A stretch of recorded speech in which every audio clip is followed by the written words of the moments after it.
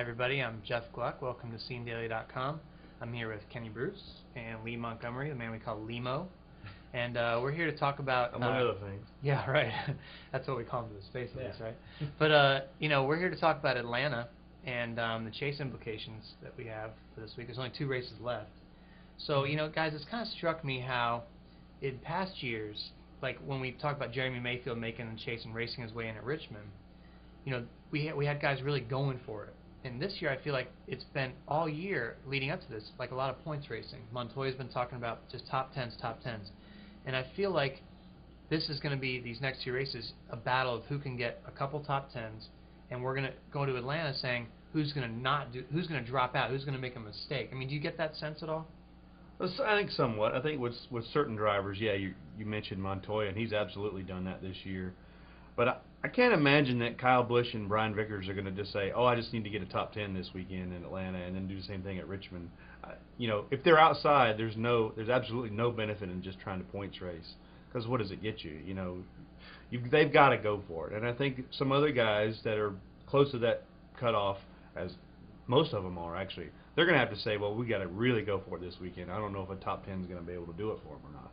Kenny, what do you think? Well, I think Lee makes a good point. If you're outside that top 12, you're going to be racing your guts out just like you have every week. I think anybody that's on the line, somebody like Matt Kenseth, if he's running around 8th, that's well and good as long as the guys that are chasing him aren't like 1st through 3rd or 1st through 4th or something. Then you can't afford to do that. I think the guys that are safe, that probably, the top 5 or 6, those guys are going to points race. If they get the opportunity to maybe, forego a late pit stop or make a late pit stop to kind of gamble a little bit, they can afford to do that. These other guys, they're going to have to look at it like, okay, what's the payoff? Like, if you're Brian Vickers or if you're Kyle Busch, is it going to be worth it for me? If I win, we're going to do this. But if it backfires on us, we could go to Richmond in worse shape than we were when we came here. So. I'll tell you what, if I'm a crew chief and I have the option to either set up my car somewhat conservatively, go for like a top 10 kind of run, or really try something and put it out there and risk a lot and try to get a winning car, I really feel like as a crew chief, I mean personally, I would go for a top 10 at this point and just let things settle down. Maybe yeah, I would, and let somebody else make a mistake.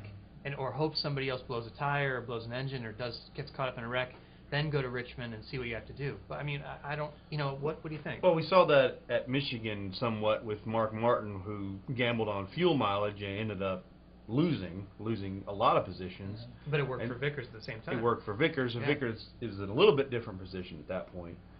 But yeah, you have to. It's a balance. It's absolutely a balance. You just can't say, well, we're just going to do whatever we can and try to win the race, and then finish 20th. That doesn't really help you if you're in any of these positions.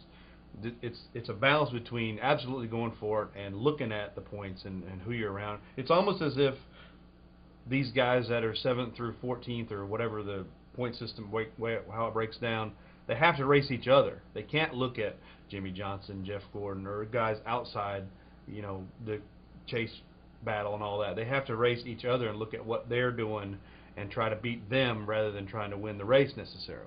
Let's say I'm Drew Blickensderfer and Matt Kenseth is my driver and I'm in 12. Okay, Drew. Okay. Well, Kenny, advise me on what I can do. How should I set up my car? I mean, should I go for it or do I get conservative? Okay, now, me personally, I mean, that's one of the things that I think the chase has kind of taken out of the sport. I mean, it's given us more people that have the potential to win a championship with that 10-race playoff, but at the same time, you have guys all of a sudden that are doing that. They're like, okay, well, I'm going to protect my position. I want to go out there and I want to try to win every friggin' week. I want to put everybody a lap down. I don't want anybody to be able to touch my car. So you want Kyle Busch if I as your blow up, driver. that would be great with me. If I blow up, catch me in the garage. Yeah. Well, we'll have to see how it works out. We have obviously different theories. I don't know what you guys would think. Email us and let us know. But we'll find out obviously what they tried in Atlanta for Lee, Kenny, and Drew. And Drew. We'll see you next time on SceneDaily.com.